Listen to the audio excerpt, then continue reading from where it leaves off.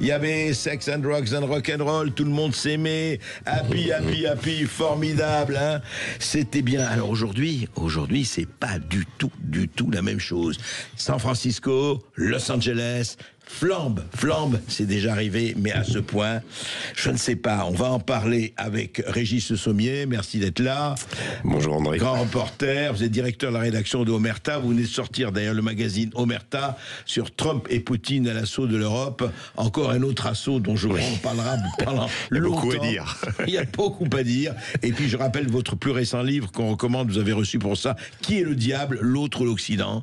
Alors effectivement, l'Occident se demande à quelle sauce où il sera mangé, où il s'auto-dévore. Alors, qu'est-ce qui se passe, effectivement, Régis, à Los Angeles, notamment, enfin, surtout à Los Angeles, où on entend que vraiment c'est en train de monter en puissance et en tension? Bah écoutez, au départ, tout est parti, on va dire, du projet qui a été déjà mis en place par Donald Trump, d'envoyer ses agents fédéraux justement pour arrêter les migrants et les expulser. Les migrants illégaux, hein? Illégaux, bien sûr. Il s'agit pas d'immigration légale. Ouais. Une bonne partie des Américains ont voté pour Donald Trump, faut le rappeler, sur cette plateforme.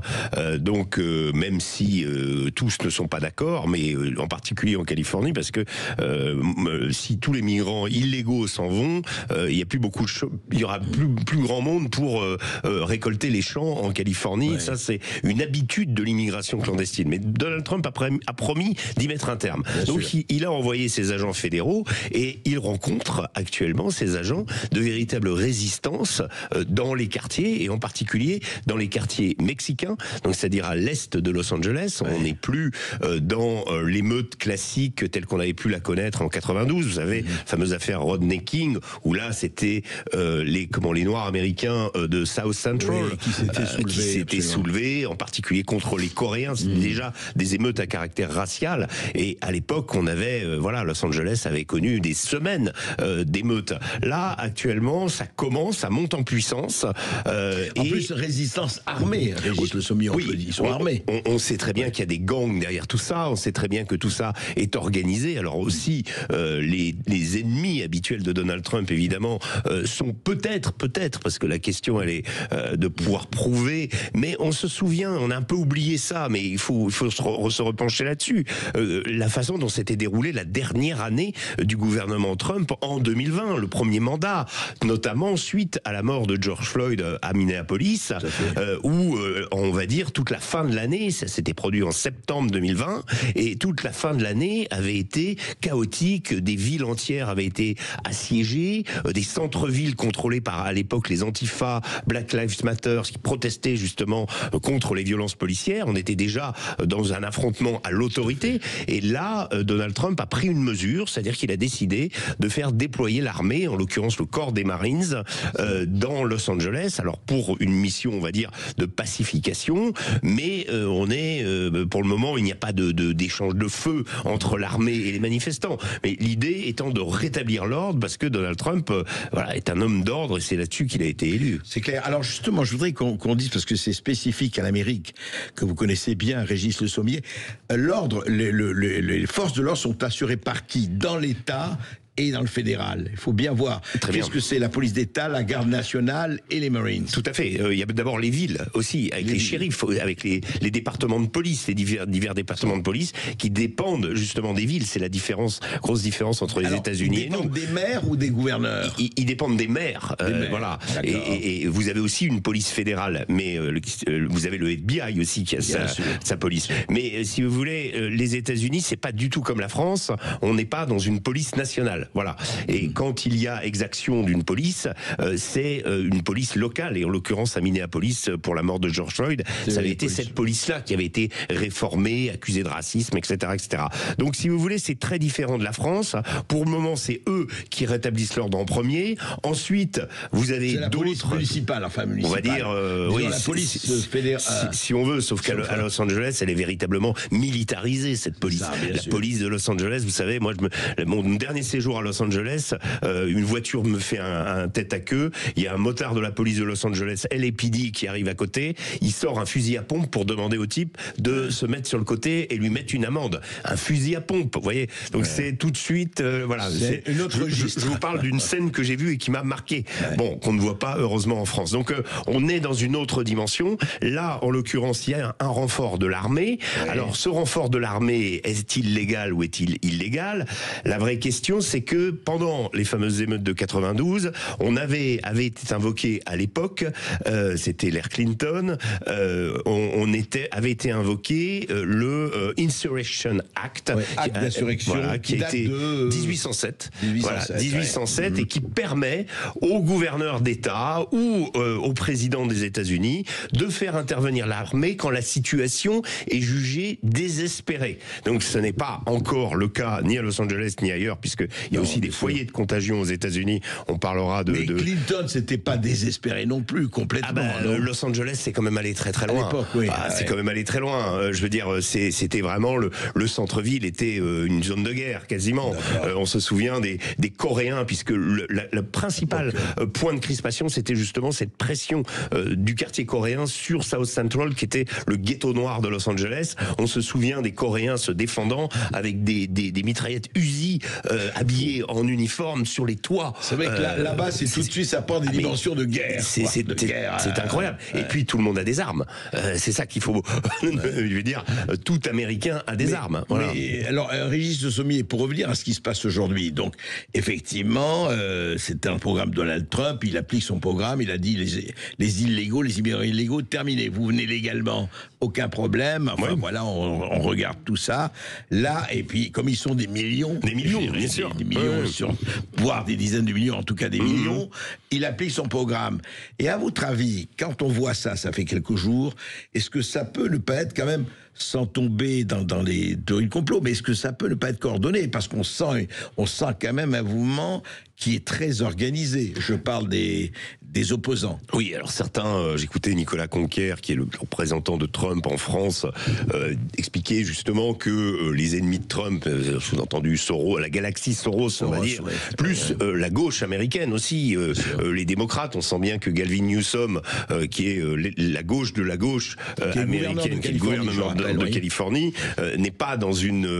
on se demande s'il est du côté des émeutiers ou du côté du pouvoir, ou du côté de l'ordre.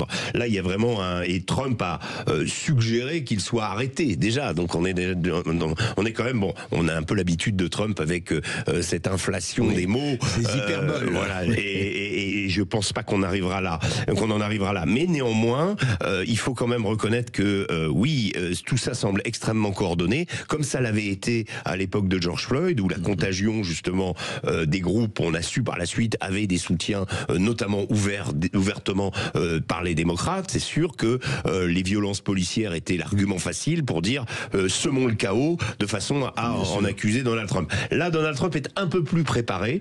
Il a aussi beaucoup d'alliés, notamment le gouverneur du Texas, qui lui a suggéré de faire intervenir la garde nationale, là, cette fois-ci, parce que il commence à y avoir des émeutes, notamment à Austin, qui est la ville la plus démocrate du Texas, par hasard. Et on a vu à San Francisco, Chicago également, où il commence à y avoir des manifestations.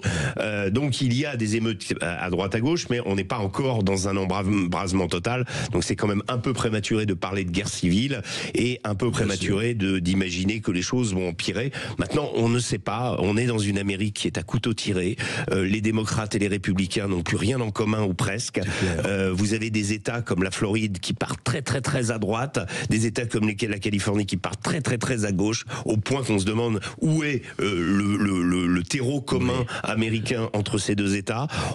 On a beaucoup parlé de sécession, ça n'est jamais arrivé, mais on peut vu la puissance de l'État californien, qui est aussi important que la France, tout à fait, on peut se poser des questions. Bien sûr. Mais Régis Le Sommier, il y a eu quand même un sondage, dites-moi, je pense que vous l'avez vu, que ce qui est assez, non pas paradoxal, mais très intéressant en tout cas, c'est que il y a eu un sondage auprès des immigrés légaux, enfin des migrants.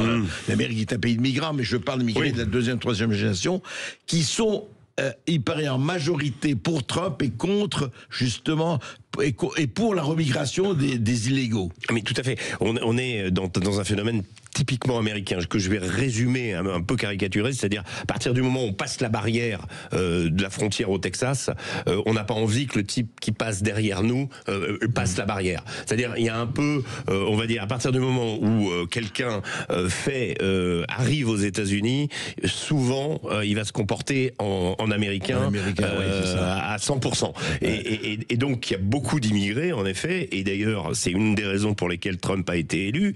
Il a été élu sur un vote majoritairement, on va dire, blanc, traditionnel américain, républicain, mais aussi avec un certain nombre de gens venant des minorités d'afro-américains et d'hispano-américains. Tout à fait, c'est pareil.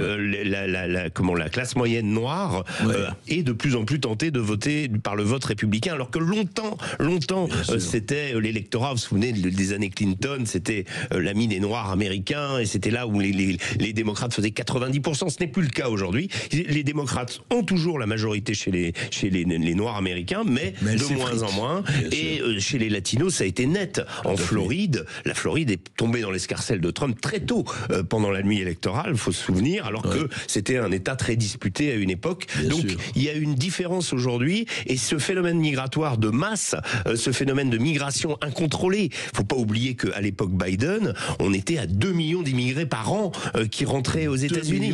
2 millions. 8 millions d'immigrés au moins sont rentrés. Contre 400 000 pendant l'époque Trump. Donc vous voyez un peu l'appel d'air qui s'est produit, et ça, face à ça, beaucoup d'Américains, je vous dis, nouveaux Américains, nouvelle arrivée, légaux et anciens Américains ne veulent pas être submergés, tout simplement. C'est le enough is enough, basta così. Exactement. On va continuer d'en parler. Que peut-il se passer? On continue d'en parler avec Régis Le Sommier après cette petite pause. À tout de suite. Sud Radio. Sud Radio. Parlons vrai. Parlons vrai. Sud Radio. Parlons. Sud Radio, Berkov dans tous ses états. Et nous sommes toujours avec Régis Le Sommier, grand reporter, directeur de la rédaction d'Omerta, sur effectivement ce qui se passe aux États-Unis et qui évidemment nous concerne. Régis Le Sommier, au fond, derrière cela, il y a quand même, je ne dirais pas la lutte finale, mais enfin une lutte très forte qui existe depuis 2016, mais qui a été interrompue avec l'échec de Trump en 2020, qui recommence avec la réélection absolument incroyable de Trump en 2024, et qui est quand même ce qu'on appelle l'État profond, le deep state américain qui existe et qui est fort, quoi. Qu'est-ce que aujourd'hui, qu'est-ce que ça donne si on regarde un tout petit peu, parce que Trump est plus préparé aujourd'hui qu'il ne l'était effectivement au cours de son premier mandat, est-ce que c'est un chapitre, ce qui se passe en ce moment en Californie et ailleurs, de cette lutte vraiment, on a l'impression sans répit et sans relâche, et le combat ne cessera que faute de combattants? Écoutez, j'évoquais tout à l'heure les pentes prises par la Floride avec son gouverneur républicain et la Californie avec son gouverneur démocrate. Il est évident que depuis l'élection de Donald Trump, le deep state, enfin l'État profond, incarné, on va dire, par les démocrates américains, en gros, c'est un peu leur façon, leur projet de société, n'ont pas baissé les bras.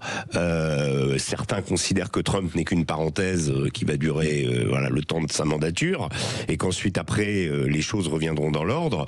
Mais ce deep state auquel Donald Trump a décidé de lutter, c'est-à-dire que il a fait le constat très simple, c'est-à-dire que pendant la minute où il est entré, où a commencé sa mandature en 2016, ce deep state lui est tombé dessus immédiatement. Et cet État profond, c'est pas simplement ses adversaires politiques. Discussion que la Russie l'avait acheté, tout. Enfin, et puis destitution, assassinat, tentative d'assassinat, etc. Bien sûr. Alors ça, c'est ce qui s'est déroulé par la suite. Mais à l'époque, il faut se rappeler les articles du New York Times, enfin toute la presse qui était arc-boutée contre ce personnage jugé illégitime, c'est-à-dire qui avait été élu par surprise parce que le peuple l'avait voulu. prévu. Et là, c'était pas du tout prévu. D'ailleurs, même un conseiller de Trump m'avait dit à l'époque, vous savez, on a construit l'avion alors qu'on avait déjà décollé. Sous-entendu, on s'attendait pas vraiment. Là, c'est complètement différent parce que Donald Trump a mis son armée en ordre de bataille. Il s'est attiré des personnages dévoués et surtout efficaces. Ce qui est assez incroyable, c'est que avec Donald Trump, on a l'impression que quand il fait les choses qu'il a dit, en France, on n'est plus habitué. Vous savez, on a tellement d'hommes politiques. On est même choqué. Non, mais oui, il fait ce qu'il dit. On dit attention. Et je crois que François Hollande avait dit attention, il est sérieux, il va faire ce qu'il dit. C'est vrai que François Hollande a assez peu fait ce qu'il avait dit. Et donc nous-mêmes, ça nous choque. Mais en tout cas, il faut être très sérieux. Donald Trump va pas reculer dans cette histoire. Il a d'abord l'approbation des électeurs, une large il a eu le majorité. vote populaire cette fois-ci. Vote populaire largement, avec plus de 2 millions de